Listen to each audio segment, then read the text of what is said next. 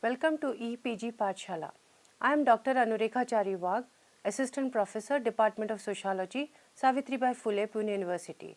I am coordinating the paper on Sociology of India. Today we are going to discuss the module Ethnicity in India. This module has been written by Sumati Unkule, Research Scholar, Department of Sociology, Savitribai Phule, Pune University. In this module, we will study the concept and history of the term ethnicity from sociological perspective and why ethnicity remains a major source of identity for a large number of people in India. Are the present ethnic conflicts results of history or something to do with globalization and neoliberal policies?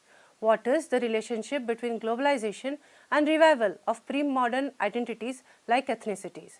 Lastly, we will also study the case study of Khalistan, a secessionist movement in India. Objectives: 1. To understand the sociological concept of ethnicity. 2. To understand the various approaches to the study of ethnicity. 3. To study the complexity of ethnic conflicts in India. Introduction. Early modernization theories had assumed that 1. There are recognizably traditional institutions and they constitute a barrier to modernization, and 2. To the extent that modernization takes place, traditional institutions must decline.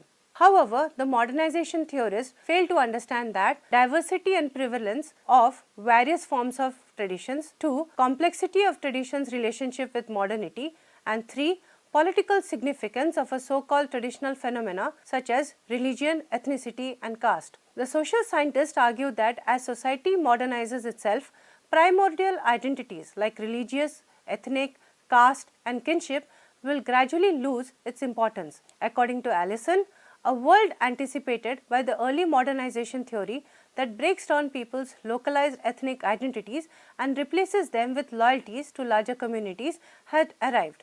With globalization, the concept of homogenization gained credence, and it was thought that the world will be a global village and there will be further eroding of these primordialities. The contemporary world defines its production. Rather today, as argued by Dubé, it looks as though the movement of history reverses and discarded identities get revived, resurrected and reinstated.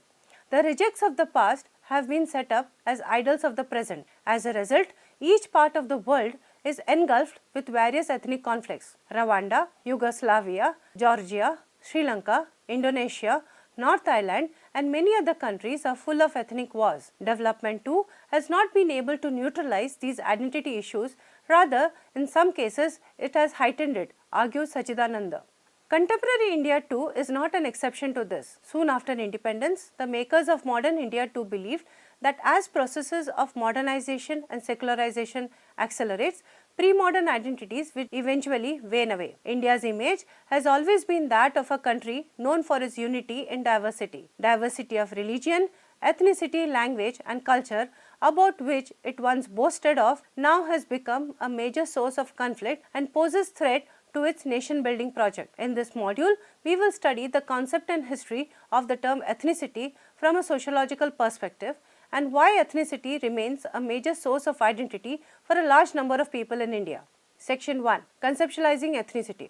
Ethnicity remains one of the most complex concepts in sociology. According to the Oxford Dictionary, the word ethnicity means the fact or a state of belonging to a social group that has common national or cultural tradition. One understands ethnicity as a sense of collective belonging which could be based on common descent, language, history, culture, race or religion, or may be a combination of these. Ethnicity is defined as either a large or a small group of people in either backward or advanced societies who are united by a common inherited culture including language, music, food, dress and customs and practices, racial similarity, common religion and belief in a common history and ancestry, and who also exhibit a strong psychological sentiments of belonging to a group, argues Ganguly. An ethnic group exists in the fullest sense when a segment of a larger society is seen by others to be different in some combination of the following characteristics: language, religion, race and ancestral homeland with its related culture. The members also perceive themselves in that way and they participate in shared activities built around the real or imagined common origin or culture, argues Yinger. It is important to recognize that an ethnic group may do without a state of its own, and a nation implies bringing ethnicity and statehood together, argues Vashni. According to Giddens, ethnicity refers to cultural practices and outlooks of a given community of a people that set them apart from others. Based on the analysis of Giddens, one can infer that ethnicity refers primarily to distinctiveness of the lifestyle, culture, and it is a social concept. From the above definitions, we can conclude that ethnicity includes features such as 1. To the cultural practices, 2. People see themselves as culturally distinct from other groups, 3. Have different language, history, religion, style of dress, adornment, 4. Ethnic differences are wholly learned, nothing innate about ethnicity, 5. Purely a social phenomena that is produced as reproduced over time, 6. Young people assimilate the lifestyle, norms and beliefs of the communities through socialization, and 6. It is fluid and changing. According to Essman, ethnic groups are of two distinct types, homeland societies and diaspora communities. Ethnic groups are considered as homeland societies when they are a long-time occupants of a particular territory and thereby claim an exclusive as well as a moral right to use it. Often such claims are backed by historical and archaeological evidence. Ethnic diaspora communities are found in foreign countries. They are caused by migrations induced mainly by oppression in their home state or by the attraction of better economic prospects. They cannot claim territorial control in foreign state. Instead, they are normally demand non-discriminatory participation as individuals in public affairs such as voting, office holding, access to justice, plus non-discriminatory access to education, employment, housing and official recognition of the right to maintain institutions that perpetuate elements of their inherited culture, argues Essman. The contemporary political usage of the term ethnic group has been primarily restricted to quasi-national kind of minority group within the state, which has somehow not achieved the status of a nation. Thus, ethnicity is a complex term and it involves various psychological, economic, historical and political factors. Vashni differentiates between nationality and an ethnic group. A nation is a group with a political and territorial home. Nationality is a large ethnic group without such home but with cultural rights pertaining to language and sometimes religion. And an ethnic group is a smaller collective different from nationality but not large enough to be called a nation. It is important to understand that for a shift from an ethnic group to nationhood, territorial concentration remains central. Thus, national demands for sovereignty from territorially concentrated ethnic groups like Quebec, Sikh, Kashmiris, Bengali Muslims, Sri Lankan Tamils. But a conjunction of territorial concentration and ethnicity may be a necessary condition for nationalism, though it is manifestly not sufficient. What is essential to understand as students of sociology that when ethnic conflicts arise, they may take the way of separatist nationalism, thus questioning three principles of nation-state: territoriality, citizenship and sovereignty. In conclusion, one could argue that there are two distinct ways in which term ethnic is interpreted. Within the narrower sense, it refers to racial or linguistic groups, which is widely used in popular discourse in India and in many other parts. In the broader sense, all conflicts based on ascriptive group identities such as race, language, religion, tribe or caste can be called ethnic. History of the term ethnicity. In the book Sociology of Ethnicity, Malevsky has given a detailed history of the term ethnicity. This section draws heavily from the book. Sociologically, the term ethnicity was coined by D. Reisman in 1953 and it gained wider use during the 1960s and 70s. The term ethnicity has its roots in Greek ethnos, that is non-Hellenic and later non-Jewish second-class people. The Anglo-American tradition adopted ethnicity as a substitute for minority groups within a larger society of a nation-state. The European tradition regularly opted the use of ethnicity as a synonym for nationhood defined historically by descent or territory. At the same time, both traditions shared a joint aim to replace the concept of race. Popular discourses in Europe and North America have racialized the concept of ethnicity. The collapse of the colonial world in the 1950s and 60s have further added to the complexity of the meaning of the concept of ethnicity. Following the consolidation of North American popular and legislative discourse, the new post-colonial immigrants who are visibly different have also become defined as ethnic, thus simultaneously preserving old definitions of historical ethnicity by descent or territory while adding the new definition of ethnicity as an immigrant minority. The fall of communism and the breakup of the Soviet-style federation along ethnic lines and the emergence of ethnic cleansing policies in the Balkans and Caucasus have further complicated these definitional issues. With wars on former Yugoslav soil, extensive and influential mass media coverage of ethnic conflicts has seen the term ethnic degenerate into a synonym for tribal, primitive,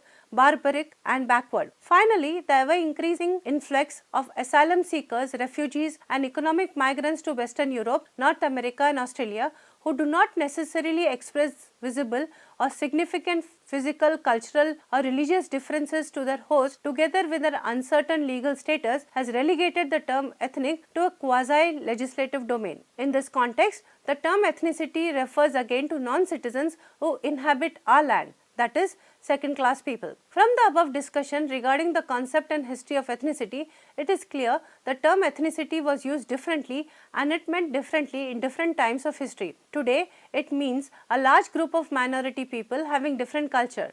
It is in this context that one also has to understand the concept of race and minority. Related concept, race and minority. Race. Race remains one of the most complex concepts in sociology. In popular usage, race may mean human race or any category of people can be called as belonging to a certain race. Race, according to some people, is a group of people who may be separated from other groups by distinctive physical features like color of skin, hair, structure of jaw, structure of eyes. Race as a term gained usage around 16th century and began to be referred to family, lineage and breed. It was in the 18th century period, especially during the Enlightenment, the age of reason, that the idea of race began to be explored more systematically. Scientific theories of race arose in 18th and 19th centuries. As Trotman states, that terms such as race, nation and stock were used interchangeably in the 18th century, but with the advent of race science as well as European nationalism in the later 19th century, they began to take on political meanings. They were used to justify the emerging social order as England and other European nations became imperial powers ruling over subject territories and populations, argues Giddens. Ratansi puts forth three important dimensions that needs to be taken into account while analyzing race. 1. The idea of race contains both biological and cultural elements. For example, skin color,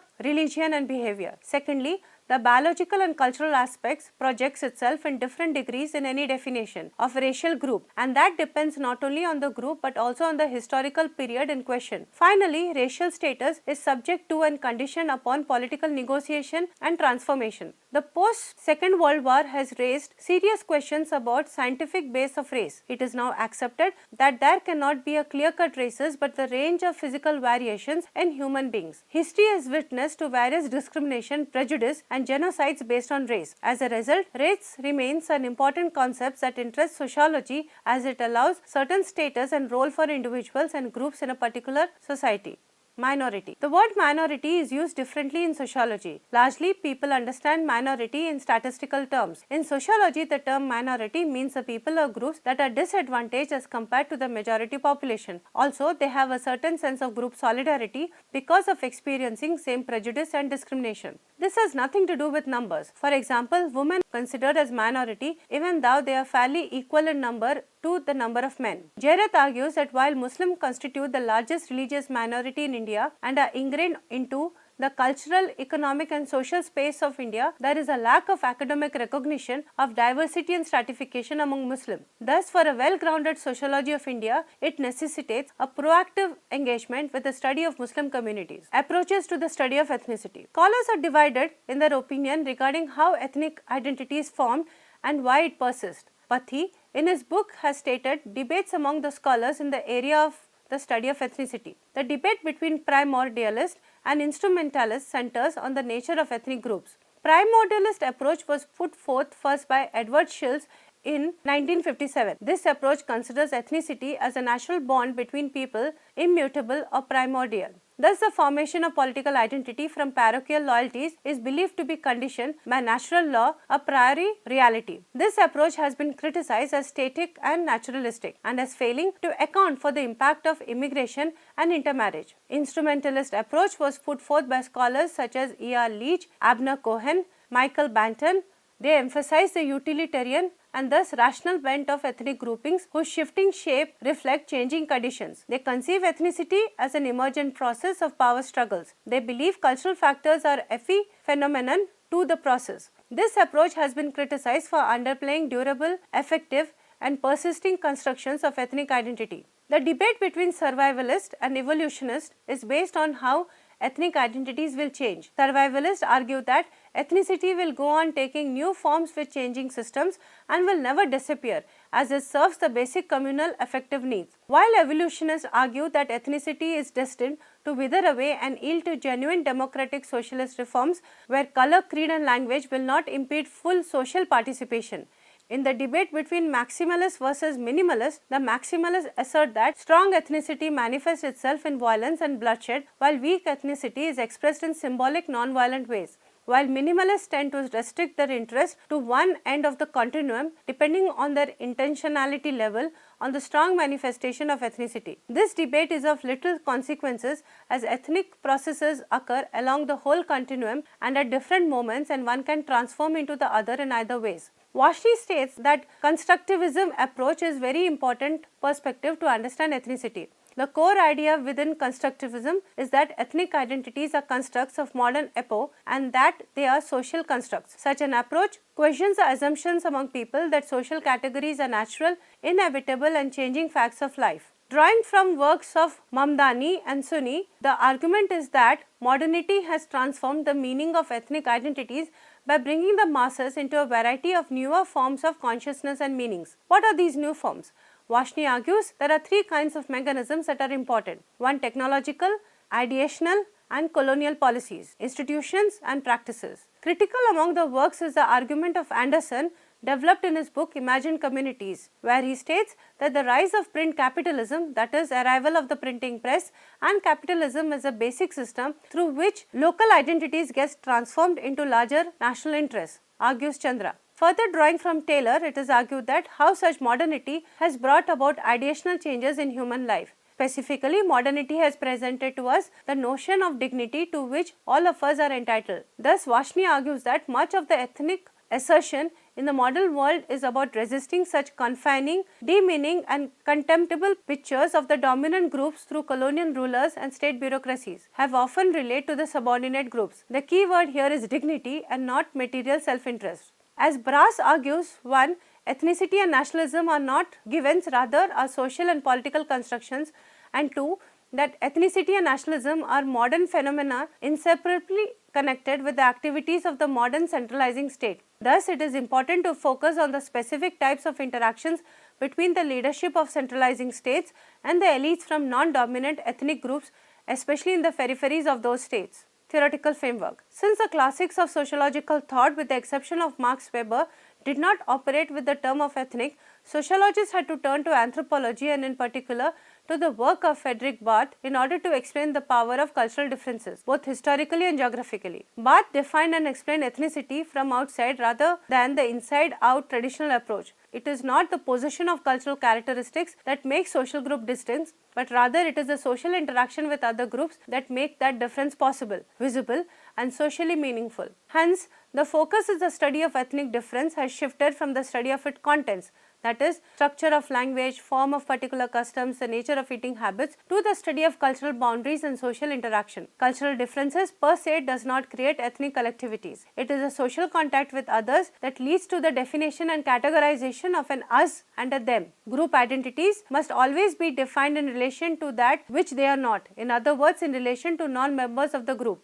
Functionalist theory argues that relations between racial and ethnic groups will be functional and thus leads to stability of a society only when ethnic groups assimilate into that society. Assimilation, according to Giddens, means acceptance of a minority group by the majority population, in which the group takes on values and norms of the dominant cultures. It is in contrast to the values like cultural pluralism and multiculturalism. The conflict theories are concerned with the links between racism and prejudice on the one hand and relationships of power and inequality on the other. According to some Marxist theories, racism was a product of the capitalist system. The system of slavery, colonization and racism remained ways to exploit the labors, which remains essential aspect of capitalism. Ethnic discrimination. Throughout history, discrimination has been practiced on the basis of ethnic identities in most of the societies. Three broad categories of ethnic discrimination can be identified. Firstly, the most severe acts involving mass societal aggression, such as the Nazi during the World War II, The second category involves denial of access to societal opportunities and rewards in areas such as employment, education, housing, healthcare and justice. For example, the apartheid regime in South Africa. The third category of ethnic discrimination includes the use of derogatory or abusive language or forms of representation that are felt to be offensive. For example, racist jokes. Ethnic groups in India. Indian society has a complex history of more than 5,000 years. It's a history of series of migration, assimilation, accommodations, invasions and wars. There is no written account of the early India and therefore it is impossible to identify the earliest inhabitants of India. According to Dubey, we can speculate about the original people of India on the basis of information provided by physical anthropology regarding the ethnic elements, that is, the racial groups in the population of India. The most authoritative and widely accepted classification is by Guha, who identified 6 major racial elements in the populations of India. The Negroids from Africa are considered as the earliest people to have come to India. The Jarawas, the Onjis are some of the examples. Proto-Australide is numerically more significant groups which forms most of the tribes of Middle India. Mongolide are tribals of the northeast. Mediterraneans are the people of South India. They are believed to be the residents of the land before the Aryans. The western Brachycephals include Armenoids. The Parsis and Kodavas fall in this category. They are the broad-headed people living mainly on the western side of the country, such as Ganga Valley and the delta parts of Kashmir, Kathiawar, Gujarat, Maharashtra, Karnataka and Tamil Nadu. Nordics or the Indo-Aryans. These groups were the last one to immigrate to India. They came to India somewhere between 2000 and 1500 BC. They are now mainly found in the northern and central part of India. The Nordics were the last major ethnic element to arrive in India and make profound impact on its culture and society, argue Guha. With the advent of Aryans around 2000 to 1500 BC, the process of Aryanization began. The Aryans influenced Indian society in a fundamental way. The ideological and social framework of the Indian society began taking shape when the area of interaction between Indo-Aryans and other earlier inhabitants widened. The earlier phase was characterized by considerable cultural conflict and warfare. Gradually, pluralism became stabilized and a cultural mosaic being formed. India has a history of more than 5,000 years and have been migration for centuries from various parts of the world. After Aryans, many others like the Greeks, Arabs, Turks, Mughals, Portuguese and the British invaded India at various epochs in history. With these invaders came their culture and religion. As a result, various types of groups with their own unique culture proliferated in India. As a result, Indian population is polygenetic and a blend of various cultures and races from the world. The contemporary Indian culture is a product of amalgamation of all these cultures. The metaphor unity in diversity is a result of this. Ethnic conflicts in India. With this long history of conquest and invasions, contemporary India is a country where people from different communities, religions have lived together for centuries. Gradually, India as a nation emerged. With the advent of British and other foreign rulers, India began to emerge as a nation. The British rulers consciously followed the policy of divide and rule. As a result, though the nation fought together against them to gain freedom, they were successful in dividing India on the basis of religion. The Constitution of India, implemented on 26 January 1950, guarantees fundamental rights to the citizens, ensuring equality, freedom and justice. There is a rule of law and all citizens are equal irrespective of their religion, birth, caste, class, language or ethnicity in front of the law. In spite of all these constitutional and legal safeguards promoting national integration, ethnic conflicts started taking place due to distinctions made between the groups based on language, ethnicity and regions. Problems started arising when people speaking different languages and belonging to different states like Gujarat, Gujarati, Marathi, Assamese, Oriya, Hindi and others considered each other different in the national context. The problems of the northeast region are particularly acute as they never felt as belonging to India. This was because of various reasons like poor connectivity to other parts of India, history, their culture was not adequately represented and many are ethnically, linguistically and culturally very distinct from the other states of India. Further, they are territorially organized in such a manner that ethnic and cultural specificities were ignored during the process of delineation of state boundaries in the 1950s and many other. As a result, northeast region of India is simmering with various ethnic conflicts and secessionist movements to have erupted in Nagaland. Eventually, these ethnic identities were used to promote narrow ends posing a threat to national integration. This remains a challenge in front of India. Nation building was challenging in India, especially because of what Srinivas calls as runaway ethnicity. In runaway ethnicity, loyalty to the group one belongs to is compounded by other factors like language, religion, economic backwardness and isolation. He further states that runaway ethnicity is bad enough, But when to it is added the continuous immigration of outside groups which threaten to swamp numerically and culturally the indigenes, the situation is likely to become explosive. Such conflicts and ethnic politics also impact gender relations specifically. Nongbre, in an analysis of Khasi, a Matrilineal tribe of the northeast India, states that rising ethnic politics has affected women negatively. How does this happen? She argues as gender identity is treated as synonymous with ethnic identity, ethnic politics is reinforcing women's subordinate position within the tribe. Nongbre observes that with the tribe's accession to the Indian Union and the political modernization of the northeast region, the link between ethnicity, patriarchy and the state, which was lying dormant in the traditional political setup, has come to the fore. The unequal patterns of development expose the tribes to exploitation in the hands of outsiders, provided the immediate imperative for this tripartite partnership.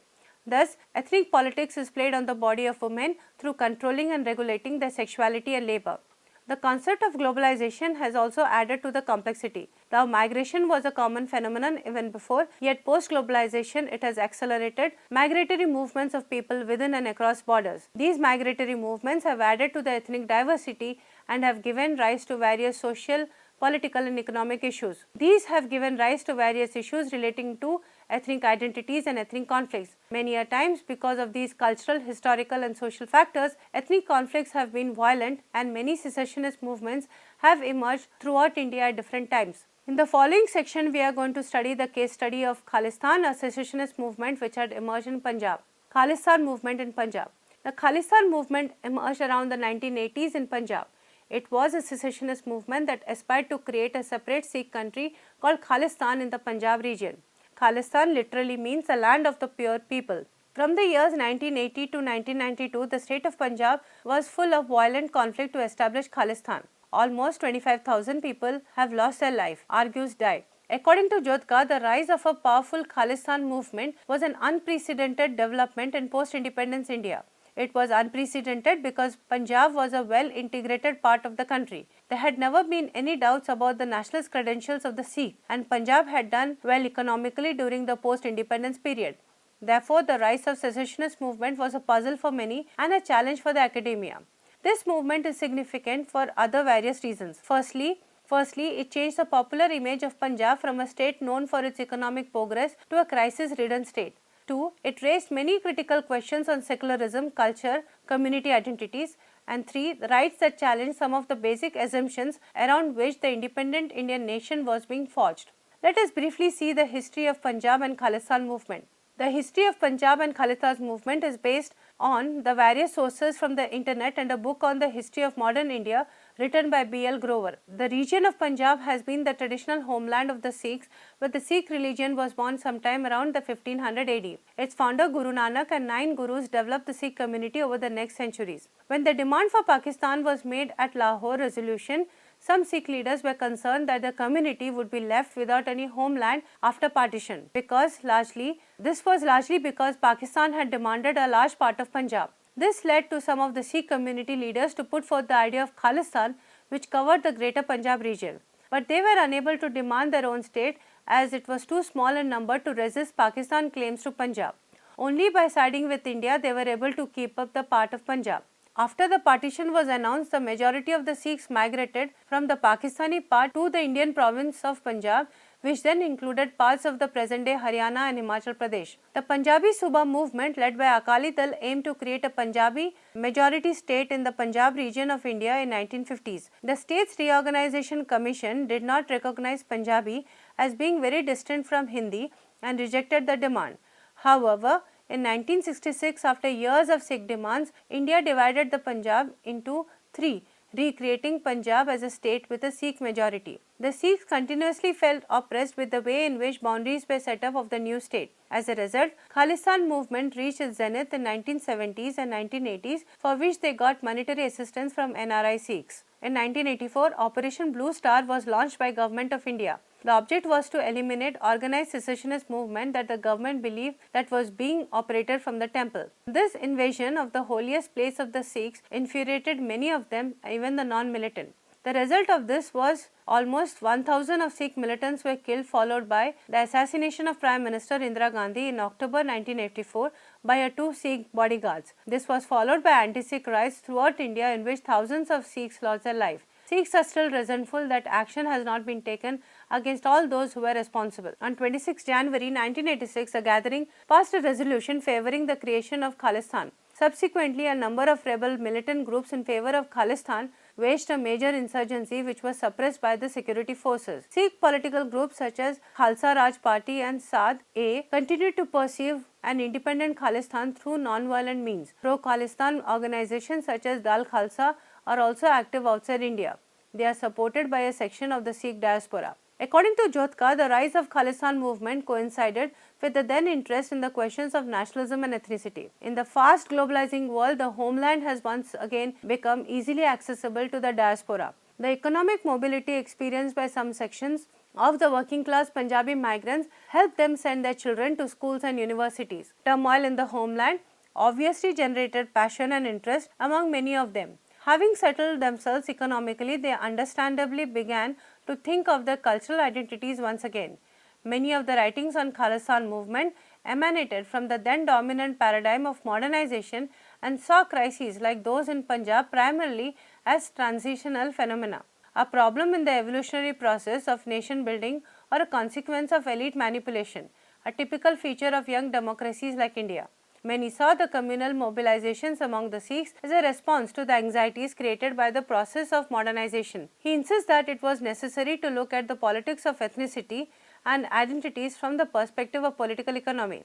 According to Dyke, a Sikh militant movement in Punjab is unlikely to emerge again in near future because of the exhaustion from the militant era. The shift towards federalism in the Indian political system and the increased importance of state-level political parties, the rise of Bharatiya Janata Party and the emergence of coalition politics. Conclusion. The above sections deal with sociological concept of ethnicity and its history. It describes how ethnicity remains a complex yet significant concept in contemporary times. Lastly, it discusses the case of Khalistan, a secessionist movement in India around the 1980s. After discussing the concept of ethnicity in India, we as students of sociology can very well understand how complex the term ethnicity is.